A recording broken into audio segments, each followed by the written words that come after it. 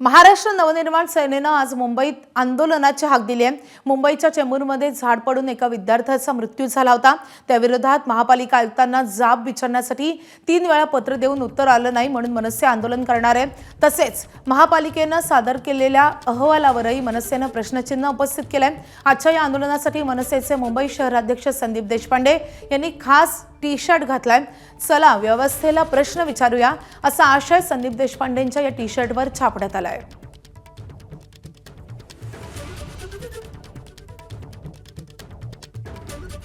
चला व्यवस्थेला प्रश्न विचारूया।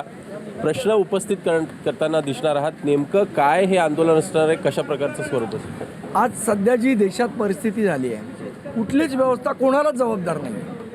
आज नीटचा पेपर फुटतो, 20 मुलं आत्महत्या करतात, कोणी जबाबदार नाही। आज थोडा पाऊस काय पडतो, वारा काय वाहतो, एक झाड अख्ख्या स्कूल बसवर कोसळतं, अनेक मुलं जखमी होतात, एका चिमुरड्याचा मृत्यू होतो, कोणीच जबाबदार नाही।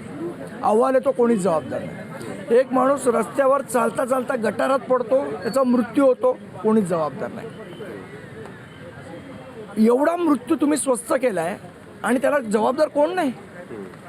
त्यामुळे ह्या सगळ्या व्यवस्थेला, बेजबाबदार व्यवस्थेला प्रश्न विचारण्यासाठी आज 11 वाजता आम्ही आझाद मैदानावर जमणार आहोत।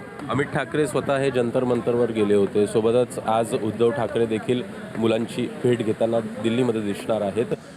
एकीकडे भेटीगाठी सुरू आहेत, मात्र दुसरीकडे अद्यापही राजीनामा हा झालेला नाही आहे। मला असं वाटतं तो धर्मेंद्र प्रधान नावाचा जो कोण माणूस आहे तो अतिशय निर्लज्ज माणूस वाटतोय मला। एवढ्या विद्यार्थ्यांनी लाठ्या काढल्या, एवढे लोक रोज शिव्या घालतात फेसबुकवर, तरी निर्लज्ज सारखा हा माणूस कसा काय खुर्चीवर बसू शकतो, तर मला आश्चर्य वाटतं। पण आपल्या घरी पण मुलं चिडतात, आपल्या घरी पण मुलं रागवतात। आपण काय काट्यांनी बडवतो घरी त्यांना? नाही ना, आपण त्यांच्याशी बोलतो, संवाद साधतो, त्यांना ऐकून घेतो, त्यांचं दुःख काय ते जाणून घेतो। मला असं वाटतं सरकारने हे काम करायला पाहिजे। दर रविवारी आम्ही तुमची मन की बात ऐकणार आणि तुम्ही आमची मन की बात कधी ऐकणार?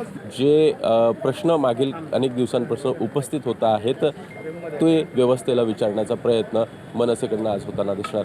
कॅमेरामन रोहित कांबळेसह विष्णू, एबीपी माझा, मुंबई। एबीपी माझा, उघडा डोळे बघा नीट।